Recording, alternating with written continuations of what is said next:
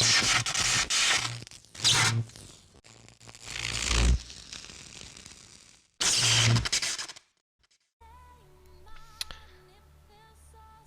guys, Achilles here again with another build. This time Tempest Rush. Monk Tempest Rush, but not with the new set. With our old SWK.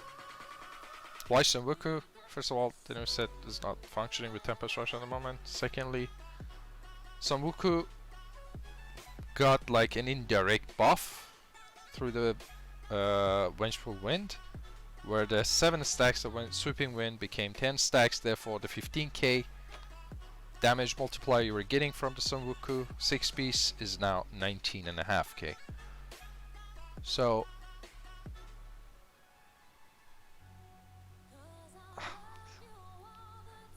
So basically we get the SWK set, the 19.5k SWK set, which are already buffing LTK, Tempest Rush and Web of Light. We are gonna be using the new Wun Kim Lao weapon, which causes Tempest Rush to activate the Cyclone Strike, and both spells deal 600% increased damage. That means while you're Tempest Rushing around, you're gonna Cyclone everything, so you're gonna create the density, and then it also adds a 600% multiplier to Tempest Rush. Tempest Rush already had a weapon called Balance that gives 600% damage to Tempest Rush, and whenever you hit 3 or fewer enemies you get 100% critical chance, just for the purpose of the basically a spell being able to kill single target, aka Rift Guardians. Because it's a channeling spell, it's hard to stack stricken with it. It's so for all that they just added 100% crit, which is not bad honestly. And the other multiplier was the Scissors Memento, which is at full potential an 800% multiplier to enemies after from your Tempest Rush after you hit them with either a blind, freeze or stun. And it is not a conditional effect, like that 800% happens for 5 seconds after you hit them, so it's so easy to apply. You just hit them with a blind, which I'm using at the moment, and for 5 seconds after they take 800% more damage. So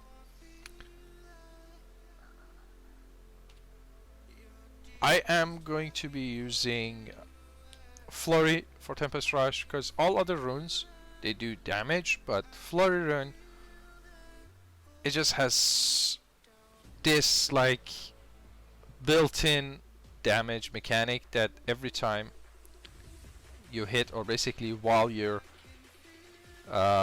channeling with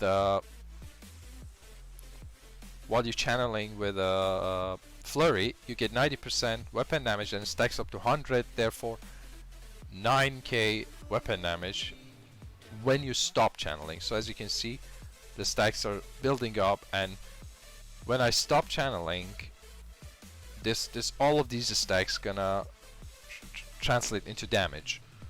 So first I'm just gonna finish with the build, finish with the items. So beside the 6 piece, we're also using the Captain's Crimson,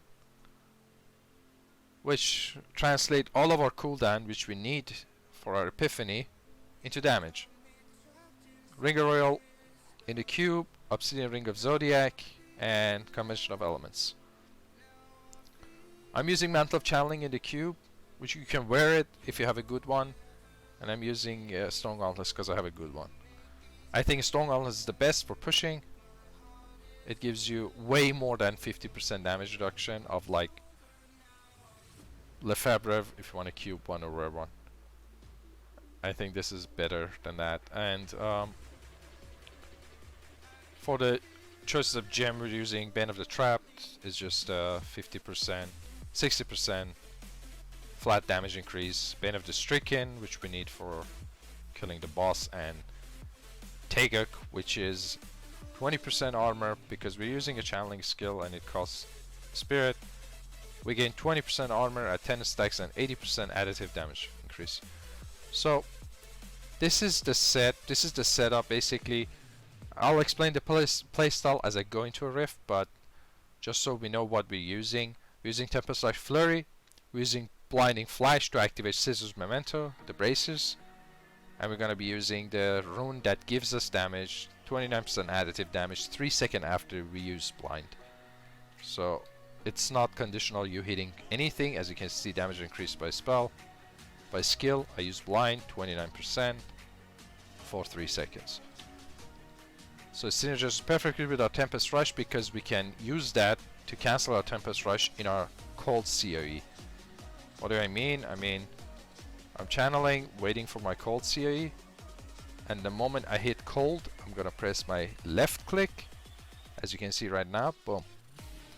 And it will interrupt my Tempest Rush channel, as well as giving me the damage, as well as activating Scissors Memento. So it is extremely easy to do so. Achilles, on your 135 clear, you hardly stack stricken. Do you think we can drop it? I did not hardly stack stricken. I killed the boss pretty fast, but I stacked a lot of stricken. One of the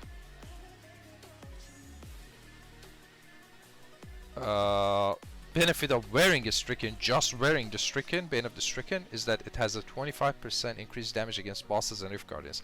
That is a flat multiplier just there. And I was still hitting the boss. Even if I was hugging the wall, I was still hitting the boss. Like, Tempest Rush is not a small range in front of you. It's all around you. It's a wide circular range around you. I was hitting the boss, and like, just hitting the boss. I'm gonna give you an example of how good this gem is for killing Rift Guardian. Hitting the boss with, well, mine is 150. Let's say you have a Bane of Stricken level 100. Hitting the boss 3 times, 4 times, will give you double damage to the boss. Because the first part of the Bane of the Stricken is a separate multiplier as well as the second part. So hitting the boss 4 times, literally 4 hits, 4 auto attacks, will increase your damage to that character by 100%. Well, to that boss, because the second part, which is 25% increased damage, is just against bosses and Rift Guardians. So if your Stricken is only at 2%, hitting it 4 times, it will literally double your damage. So, and not to mention, there's no other gem better than Stricken that you can wear that actually benefits you. So it's kind of like a take it or leave it sort of scenario. Anyway, we're using Epiphany, Desert Shroud, 50% damage reduction, as well as we need the Epiphany because we're using a spender which costs a lot of spirit. We're cutting a lot of that spirit cost by having Captain's Crimson and having RCR on pieces that we can, like here would be great if we get Trifecta, cooldown, RCR, 20% area. But you want cooldown on every piece beside the neck piece because of the Captain's Crimson.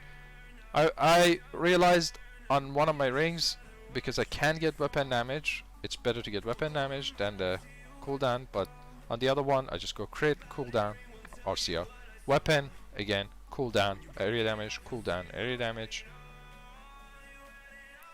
And in the helm, unless you have RCR on at least 2 pieces, you need the RCR gem in the helm as well.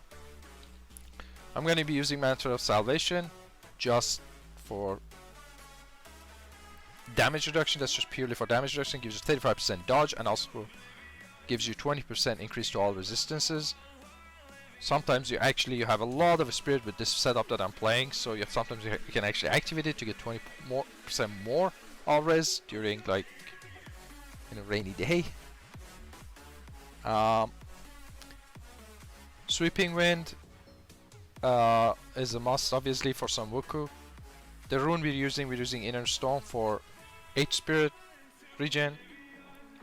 And also there's one more spell you can choose. I want to take Mystic Ally, Air Ally, because I explained to you why, because I need even more spirit from the setup that I'm playing. This Tempest Rush benefits basically obviously from all the damage you gain. Some of them which are like just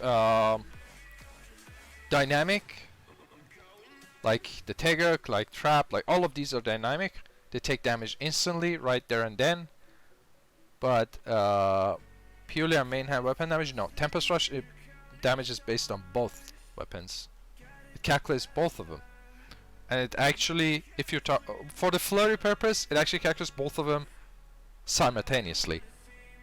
For the ticking damage, it oscillates, just like Whirlwind. It oscillates between main hand and offhand. Attack speed is a separate multiplier for Tempest Rush.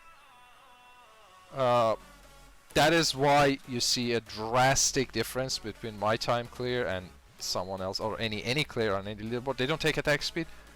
Attack speed is a complete separate multiplier for Tempest Rush. So I don't want to go attack speed, because the more attack speed you have, the faster you drain your spirit. And my build is completely like the spirit base. I still lose a lot of spirit, so I don't want to go attack speed on my gear, but losing one of my passive to get 30% attack speed is something I'll gladly do. So seize the initiative, attack speed, harmony. I think you get the most out of harmony if you actually have single res on your gear. It's a lot of toughness. Beacon of Yata, a must passive. You can change all of your other passive. This is a must because it gives you damage from Captain's Crimson, and cooldown is what you need. You need as much cooldown as possible to keep the Epiphany up, because this Obsidian Ring of Zodiac is not gonna proc just on this. You also have Mystic Ally, which you're gonna press. So there are 2 spells, so you need cooldown. 62%. And Relentless Assault is the other multiplier passive. Determination is additive, Momentum is additive. Relentless Assault is a multiplier. It says you gain 20% damage to enemies that are blinded. You remember when I said we interrupt our Tempest Rush with a blind? That will give you that extra 20% multiplier. So everything synergizes perfectly with each other. I'll show you through like a 120.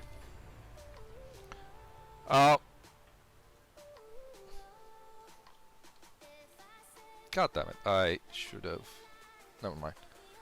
Alright, so I reset it with my blind right there. Why? Because I wanted to get Seize the Initiative activated, so I can gain the attack speed.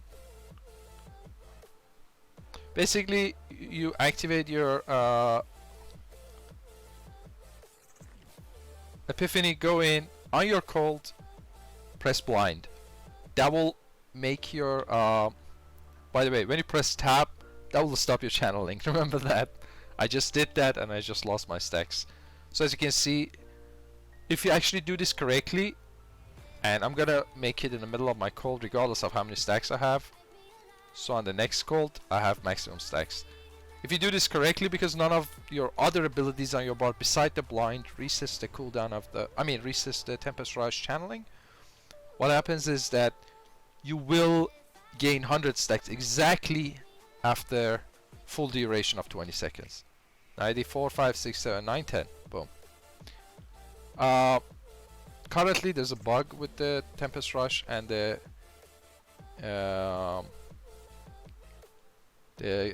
one Kim Lao weapon. So if there's a big mob and you mouse over it, it will Epiphany to it from your because this weapon from your One Kim Lao, because this weapon causes Tempest while you're casting Tempest Rush, causes you to spam Cyclone, and Cyclone is a spender, therefore you Epiphany to the target. They already said they're fixing this, which is great. We do our cold here because taking that pylon is gonna reset our count of Flurry Tempest Rush. So we're waiting, pressing our ally to keep our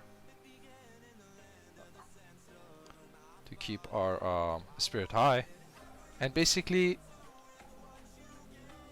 we just hold down Tempest Rush. When you switch floor, remember you have nothing to keep your Sweeping Wind active, so make sure you press it again. But after that you don't need to press it, because Sweeping Wind has a built-in mechanic of reset. The moment you crit even once, it will reset the stacks to full duration, and you gain a stack. So you just need to activate it. You don't need to press it all the way to 13 stacks. Waiting for cold. I don't want to mass over that cow. I think I'll epiphany to it. We did half health to it. We have a lot of area damage. Wow, that's a horde. I'm buried with summoner minions. Do you enjoy this play style? Yes, I love it. I am enjoying this way more than I'm enjoying Wave of Light. Cold, we pressed it. 2 targets are dead. And we just wait for our next cold. You can see we have 30 stacks. We wait for the middle of our cold, which is after physical. Yep, physical. There's an Aki as well. We go to Aki and press blind. And this is it. This is the whole build. Hello. Seasonal buff will make it even more fun. Oh yeah, I'm looking forward to that. Like this, I think from in my opinion, I think Monk is in the middle of the pack, not just for season, for just in general between all classes. Monk is in the middle of the pack. They're not the lowest, they're not the highest. They're actually higher than a lot of class. I think Monk is higher than Wizard, for instance, for solo. Definitely beats Chanto easily.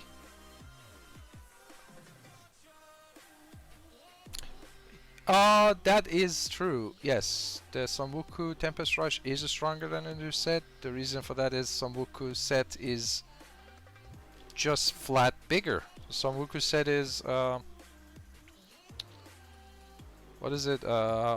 19,500, 6-piece, while the new set is only 15,000.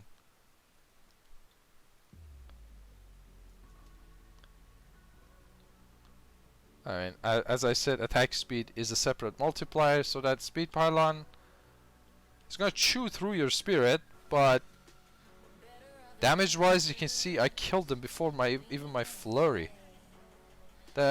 It chewed through your spirit, but in terms of damage, it is flat 30% damage. It's like a mini power.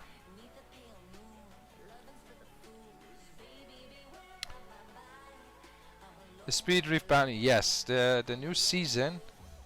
No, the new set. I don't think it's actually even good for speed. I think VOL is just flat better. I tested it and I don't like it. I feel like that the new set is lacking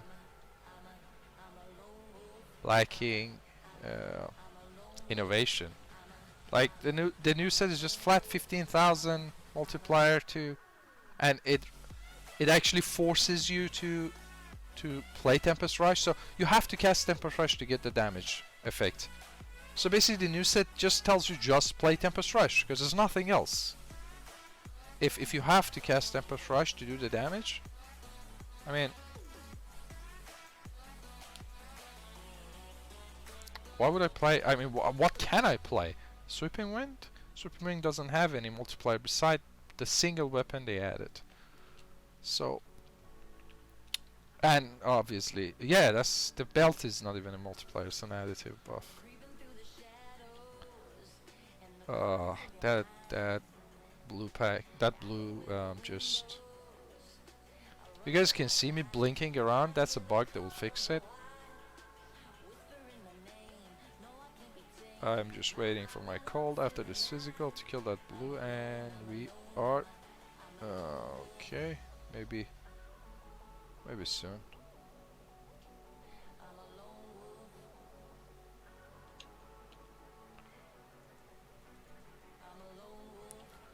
These mobs are big. That bug of Epiphany is happening, but by the time I think I put this guide up, and I think Blizzard already fixed this setup.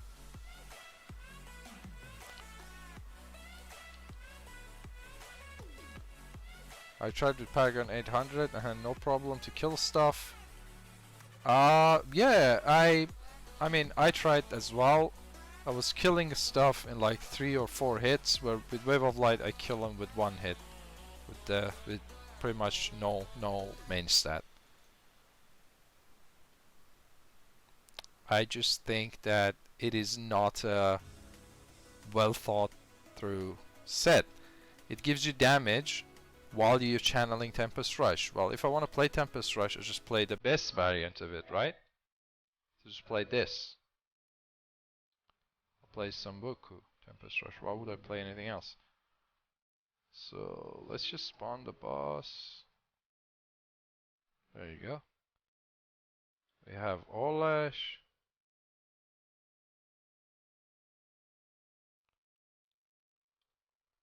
As you guys can see, I'm not pressing any more buttons. I just have holding down my right click while I'm pressing my left click, middle of my cult, press the blind, and the boss is dead. Is it 136 in 10 minutes you did? I did a 135 in 10 minutes. I was just testing the builds, but yeah. So